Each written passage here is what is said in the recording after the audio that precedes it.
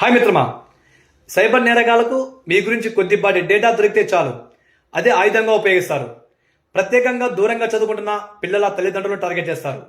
ఉదాహరణకు తల్లిదండ్రులకు ఫోన్ చేసి మీ అబ్బాయి పేరు ఇదే కదా, పలానా చోటు చదువుతున్నాడు కదా అని చెబుతూ ప్రస్తుతానికి మీ అబ్బాయి ఒక రేప్ కేసులో పట్టుబడ్డాడు, మా దగ్గరే ఉన్నాడని చెబుతూ అతను కొడుతున్నట్లు సీన్ క్రియేట్ చేసి అతను ఏడుస్తున్నట్లు కూడా సౌండ్ వినిపిస్తారు.